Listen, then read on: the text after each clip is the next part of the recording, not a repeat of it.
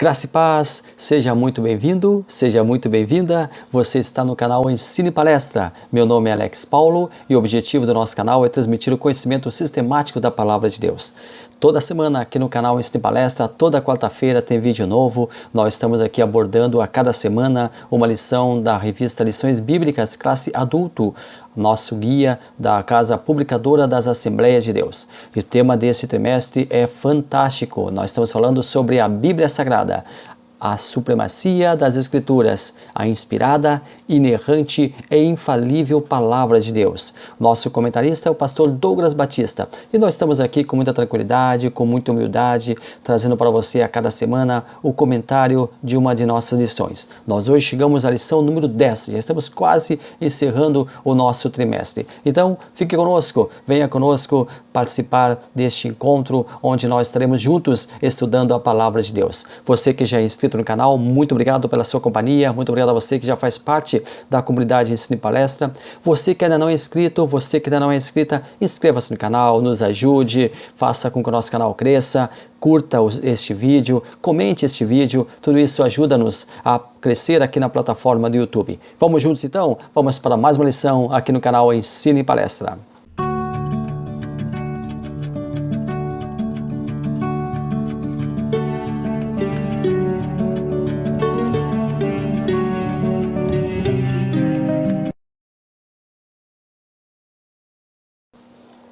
Então nós chegamos à lição número 10. As profecias despertam e trazem esperança. Na nossa revista nós temos texto áureo, nós temos verdade prática, nós temos leitura diária e nós temos a leitura bíblica em classe, que nesta semana encontra-se lá no Antigo Testamento, Jeremias, capítulo 1, versículos 4 ao 10, depois Joel, capítulo 1, versículos 1 ao 3, depois nós avançamos para o Antigo Testamento, nós avançamos para o último livro do Novo Testamento. Vamos para Apocalipse, capítulo 1, versículos 1 ao 3. Todas estas leituras são muito importantes para que você tenha um pano de fundo para a lição de hoje. Então nós aconselhamos que você faça a leitura dos textos que nós estamos indicando para você aqui na tela. Vamos então ao nosso primeiro tópico, os profetas maiores. Primeiro subtópico, os profetas e a profecia. Segundo, os profetas Isaías e Jeremias. Terceiro, os profetas Ezequiel e Daniel. Os profetas e a profecia. A etimologia da palavra profeta traz no grego a expressão profetes, que significa proclamador ou intérprete da revelação divina. No hebraico, a palavra mais comum para a definição de termo é nabi ou nabi. Alguns grafam com nabi, outros com nabi, e tem o significado de alguém que fala em nome de Deus. Veja, interessante, para a cultura grega, onde existiam vários deuses, onde existia um panteão de vários deuses, a palavra profeta significa proclamador ou intérprete da revelação divina de qualquer um daqueles deuses gregos ali. Já para os hebreus, onde existia apenas um Deus, um povo para o qual existia apenas um Deus, então a palavra nabi ou nabi significa alguém que fala em nome de Deus, do único Deus, porque o povo judeu era um povo monoteísta. Eu gosto também da definição de Gordon Fee para profeta. Para ele, profetas são os mediadores ou porta-vozes de Deus no tocante à aliança. Através deles, Deus relembra as pessoas nas gerações depois de Moisés se a lei foi guardada. E haverá bênçãos como resultado. Caso contrário, seguir-se-á o castigo. Uma definição também que eu acho primorosa do nosso teólogo assembleiano, pastor Claudionor de Andrade. Profeta era, no Antigo Testamento, a pessoa devidamente vocacionada e autorizada por Deus para falar por Deus e em lugar de Deus. O profeta era um mestre incontestável quando sob a inspiração do Espírito Santo. E aqui o pastor pastor Claudionor de Andrade, aliás, o pastor Claudionor de Andrade é aquele que pegou o cajado do pastor Antônio Gilberto, de saudosa memória. O pastor Antônio Gilberto era até então o consultor teológico da Casa Publicadora das Assembleias de Deus. Depois, este cargo passou para o pastor Claudionor de Andrade e hoje é exercido pelo pastor Helenay Cabral. O pastor Claudionor de Andrade nos dá aqui uma interessante ressalva. Quando o profeta ele fala com inspiração divina, ele é um mestre incontestável. Ou seja, existem profetas que falam com inspiração divina e existem outros profetas que falam por si próprio.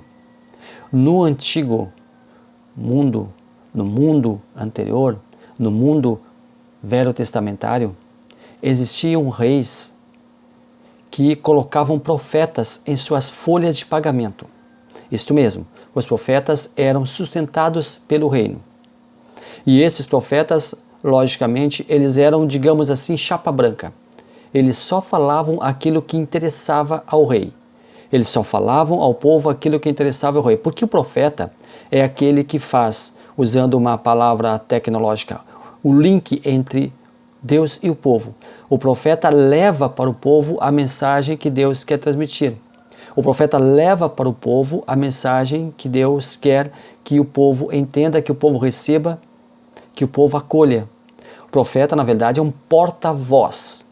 Ele é aquele porta-voz, é aquele mensageiro oficial. Ele traz a versão oficial dos fatos. Porta-voz é aquele que traz a versão oficial dos fatos. Então o profeta, ele fala em nome de Deus. Profeta verdadeiro, inspirado pelo Espírito Santo. Mas e esses profetas que tinham o seu nome relacionado na folha de pagamento do reino, dos reis? Esses profetas, eles simplesmente falavam aquilo que interessava ao rei.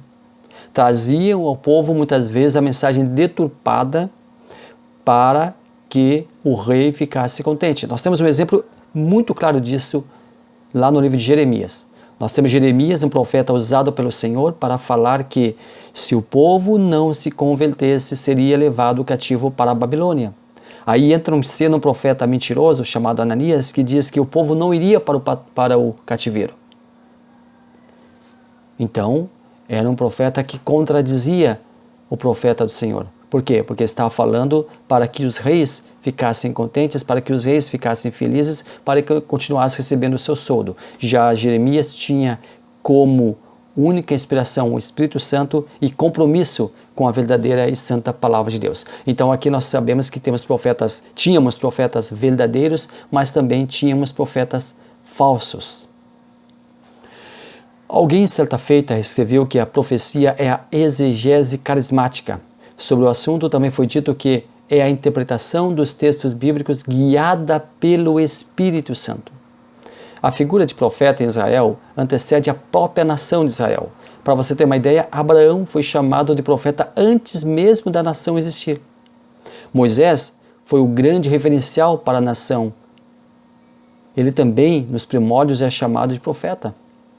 Some-se a essa lista um dos maiores profetas de Israel, Samuel, que era profeta, era líder do povo, foi juiz do povo, e esses 3 profetas antecederam a monarquia em Israel. Samuel, ele fez a transição do período teocrático, onde o povo não tinha rei, para o período monárquico, quando o povo pede um rei. Para você ter uma ideia, os profetas ocupam 1/3 de todo o conteúdo do Antigo Testamento. A obra desses homens capacitados pelo próprio Deus encontra um resguardo singular nas Sagradas Escrituras. Mas quais eram as funções do profeta? Correção. O profeta tinha como primazia fazer a vontade de Deus. Através do profeta, corrigia-se o povo, embora nem sempre as pessoas aceitavam a correção divina.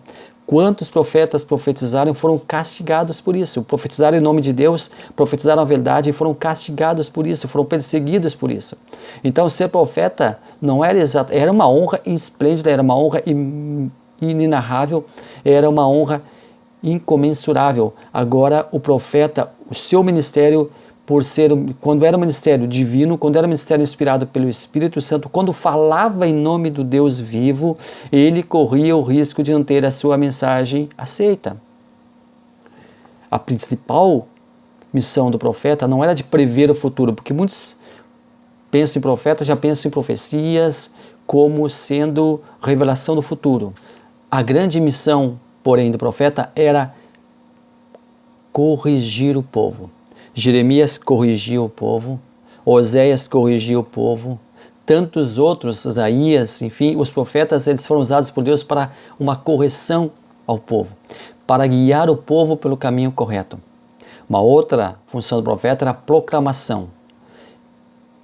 O profeta, ele avaliava as condições políticas, ele avaliava as condições morais, ele avaliava as condições religiosas e, a partir dessa avaliação, ele convidava a nação a arrepender-se e reatar o relacionamento com Deus. Aí saía proclamando que o povo deveria converter-se.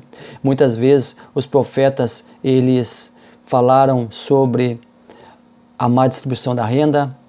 Muitas vezes os profetas falaram sobre a opressão aos mais pobres. Muitas vezes os profetas falaram sobre a condição imoral do povo.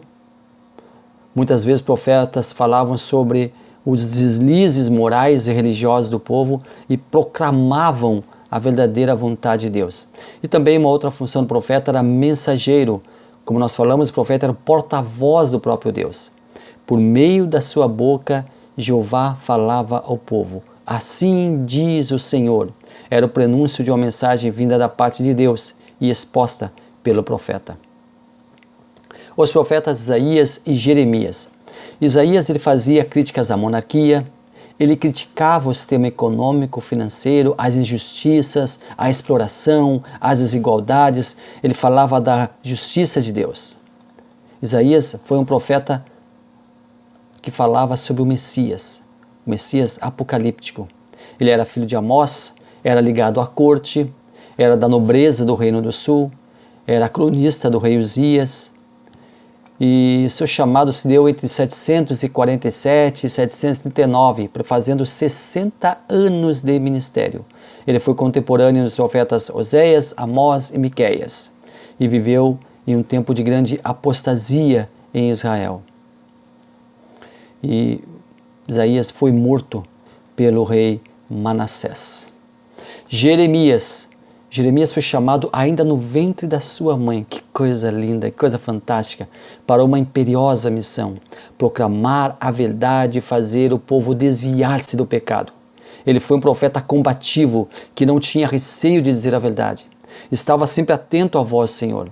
A maioria dos reis negligenciava a sua palavra, mas ele continuava falando, ele continuava pregando, ele continuava proclamando, ele continuava revelando as verdades de Deus, custasse o que custasse.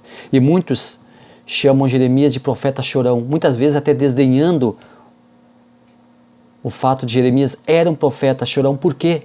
Porque ele chorava? Porque ele tinha sentimentos. Ele era um profeta que entregava a mensagem, mas não queria que o povo sofresse. Ao mesmo tempo, não queria que o povo abandonasse. Ao mesmo tempo, não queria que o povo saísse da presença de Deus.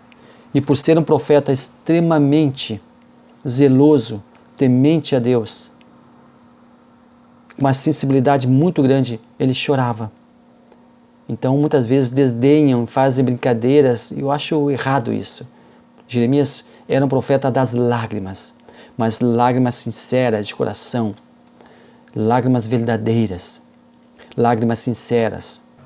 Quando o povo foi levado para a Babilônia como escravo, Jeremias foi convidado pelo rei da Babilônia para, se quisesse, ir para a Babilônia, e lá ele teria um lugar onde ele não seria escravo, mas ficaria lá na Babilônia, ele ficaria em um lugar lá aprazível, ou ele poderia ficar na terra ali em Jerusalém, em Judá. E ele preferiu ficar ali. Preferiu ficar ali dentro daquela terra arrasada. E assim foi feita a sua vontade. Ele ficou ali. E ali acabou escrevendo Lamentações de Jeremias. Jeremias compreendia que sua tarefa era árdua, e ele não se sentia suficientemente capacitado para exercê-la. Ele achava que seria difícil cumprir o seu ofício, mas Deus havia escolhido Jeremias, e todos os argumentos que ele pontuava foram um a um derrubados por Deus, que tinha naquele homem um novo arauto da programação da verdade. Lemos em Jeremias capítulo 1, versículos 6 e 7. Então disse eu: Ah, Senhor Deus, eis que não sei falar, porque ainda sou um menino. Mas o Senhor me disse, não digas eu sou um menino, porque a todos a quem eu te enviar irás, e tudo quanto te mandar falarás. Jeremias sabia que iria combater verbalmente com gente muito poderosa. Sua mensagem seria de confronto. Ele deveria colocar tudo em seu devido lugar. Não haveria espaço para negociações. Jeremias sabia que sua própria vida seria colocada em perigo, que o seu pescoço seria colocado a prêmio. Nem todos, ou na grande maioria das pessoas, ou a grande maioria das pessoas não estaria disposta a ouvir a verdade. Mas Deus falou para Jeremias, não tenhas medo diante deles, porque estou contigo para te livrar, diz o Senhor. É o que lemos lá em Jeremias, capítulo 1, versículo 8. Jeremias foi um profeta fantástico, usado maravilhosamente por Deus. A história de Jeremias é maravilhosa e vale a pena você ler o seu livro.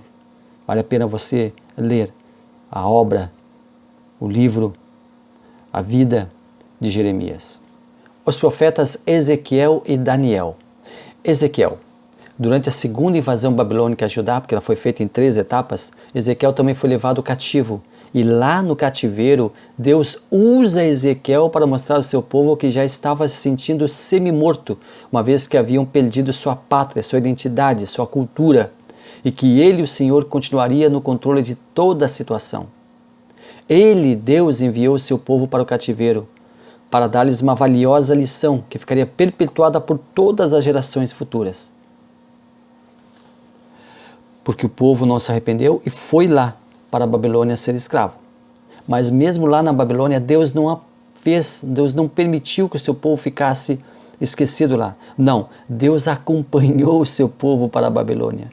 E Deus levou Ezequiel para lá no cativeiro, levar a sua mensagem para o povo. Deus castigou o seu povo, mas não permitiu que o seu povo ficasse refém daquela nação tão poderosa da época.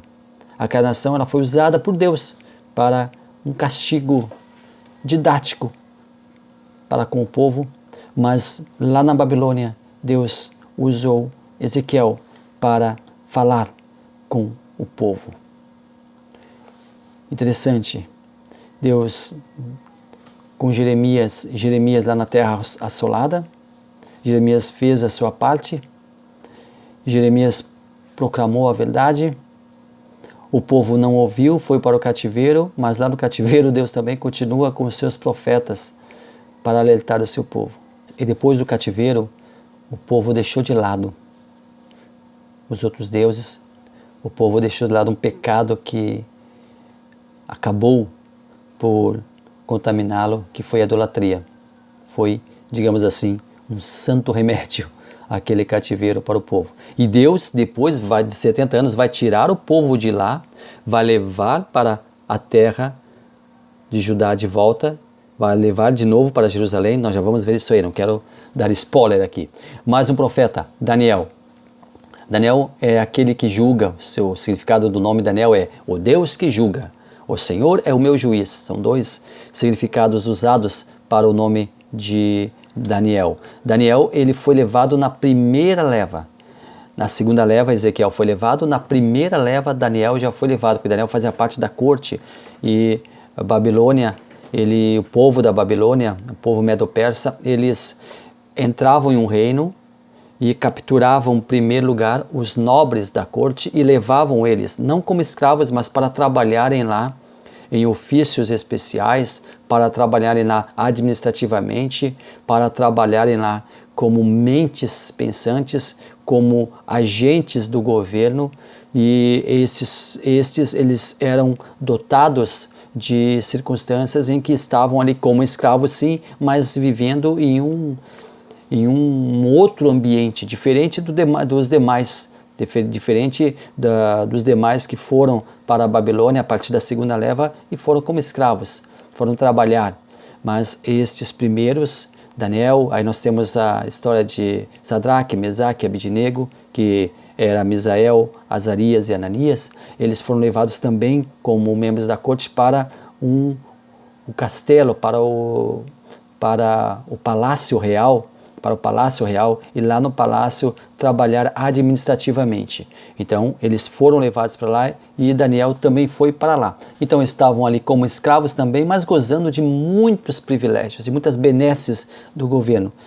E eles não se contaminaram, nem Daniel, nem Misael, nem Azarias, nem Ananias. E a integridade moral e profissional de Daniel incomodava seus inimigos.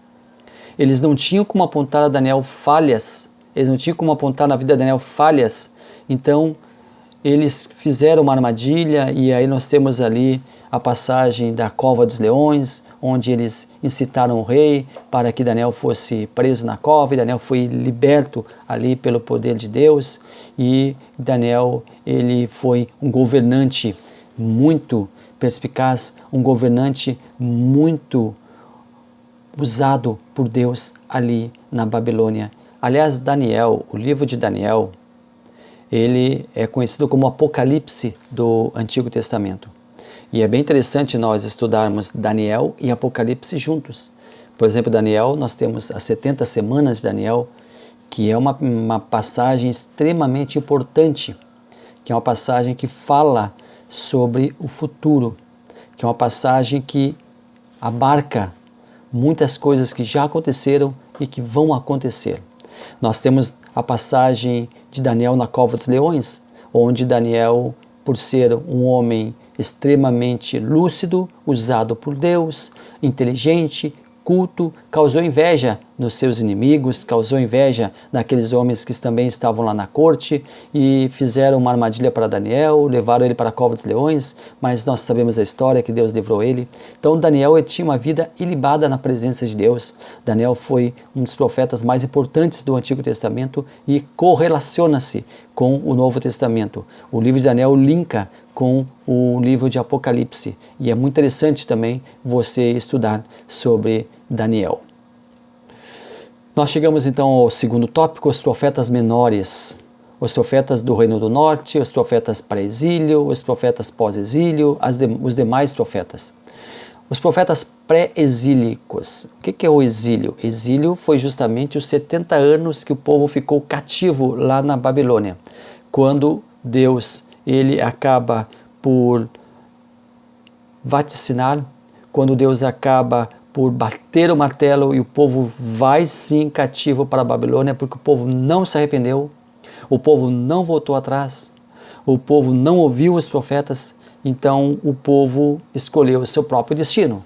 Então o povo vai para o exílio, mas antes do exílio nós temos ali no Reino do Norte e nós temos no Reino do Sul vários profetas.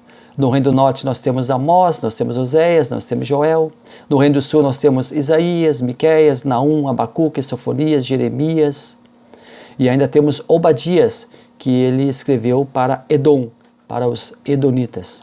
Então esses são os profetas pré-exílicos. E lá dentro do exílio, como nós já falamos, Deus usa Ezequiel e Daniel. Lá no cativeiro, durante 70 anos, Deus usa 2 profetas para também continuar ajudando o seu povo. E os profetas pós-exílicos, quando o povo volta depois de 70 anos, quando o povo reassume a sua terra depois de 70 anos, quando o povo reconstrói a sua vida depois de 70 anos, Deus também usa profetas para animar o povo na reconstrução do templo, na reconstrução do muro, na reconstrução das suas vidas. Deus usa Ageu, Deus usa Zacarias e Deus usa Malaquias. Nós temos uma playlist que fala exatamente sobre a volta do povo do cativeiro. Vou deixar para você aqui, para você assistir essa playlist.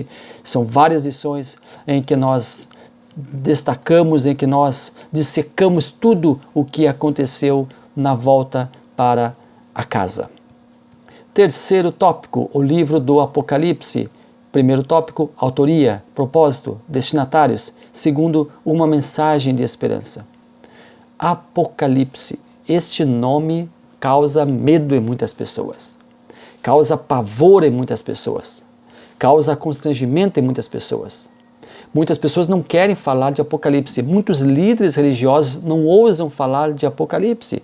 Nós temos um líder religioso muito muito proeminente dos nossos tempos que não fala de Apocalipse. Uma certa ocasião eu estava assistindo um programa seu e quando veio uma pergunta sobre Apocalipse, ele disse, olha, eu não vou responder porque eu não tenho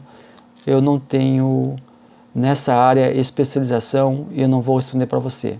Eu achei louvável, porque o que tem gente falando besteira por aí, o que tem de gente falando bobagem por aí, o que tem de gente falando asneira por aí, por não entender, por não saber, por não conhecer, por não buscar, por não interpretar, por não linkar as mensagens, os fatos, não estudar, não pesquisar, e fala um monte de bobagens por aí. Então, estudar o livro de Apocalipse é um trabalho sério, que exige empenho, que exige a unção do Espírito Santo, que exige dedicação, que exige pesquisa. Apocalipse não é para ter medo, não é para que nós tenhamos pavor, não. Apocalipse fala das últimas coisas, fala do que vai acontecer aqui depois da volta de Cristo, mas também fala de um futuro glorioso para a igreja. Apocalipse fala aqui na terra de um tempo muito severo, mas também fala de um tempo muito glorioso no céu. E é o desfecho da história da humanidade. Então, se a pessoa está na direção de Deus, está debaixo da graça de Deus, está debaixo da misericórdia de Deus, tem que estudar o Apocalipse para saber que ele não é um livro a ser temido, mas é um livro a ser estudado e é um livro que mostra que os salvos do Senhor terão um glorioso, maravilhoso, esplendoroso futuro. O conteúdo do Apocalipse nasceu no coração de Deus. O Apocalipse foi escrito por João. João foi o apóstolo que não teve uma morte cruenta. Alguns seguidores de Jesus morreram cerrados ao meio, crucificados de cabeça para baixo, degolados. João foi martirizado, sim, ele foi colocado em um grande caldeirão de óleo fervente. Olha só a maldade, olha só a perversidade. Colocaram João em um caldeirão de óleo fervente, vivo. Que coisa triste, até que ponto chega a maldade das pessoas. Só que Deus não queria que João morresse martirizado e ele sai intacto, ileso daquele óleo fervente. E aí o que acontece? João é enviado para a ilha de Patmos, para morrer lá. O destino de João era a morte. Quem ia para a ilha de Patmos era para morrer. Quem ia para a ilha de Patmos era para sofrer até a morte. Ali existiam muitas serpentes, ali era um lugar onde as pessoas eram jogadas ao léu, eram abandonadas. Mas ali naquela ilha, naquele lugar insalubre, Deus dá a João a sua revelação final dos acontecimentos da humanidade. Ali Deus revela a João o que iria acontecer. Ali Deus revela a João os seus tesouros. Ali Deus revela a João o maravilhoso futuro dos salvos e alerta os ímpios para a sua perdição, para que eles possam se arrepender. O livro de Apocalipse também fala de misericórdia, porque Deus ele quer todos salvos. Deus ele quer todos muito bem, mas depende do homem traçar o seu próprio destino. Essa é a grande verdade. É o livre-arbítrio. É o exercício do livre-arbítrio. Muito obrigado a você que esteve até aqui conosco. Foi um prazer maravilhoso estar aqui na sua companhia. Foi um prazer maravilhoso fazer parte do seu tempo por esses minutos. Gostaria de convidar você para alistar-se no canal, para inscrever-se no canal, para passar esse vídeo adiante, para transmitir esse vídeo para as suas redes sociais. Nos ajude a crescer. Deixe um comentário aí, diga o que você achou do vídeo. Estamos aqui para também ouvir o seu feedback. E também ali na descrição do vídeo tem meu contato, meu e-mail. Se você quiser entrar em contato comigo, fique à vontade. Deus abençoe maravilhosamente a sua vida.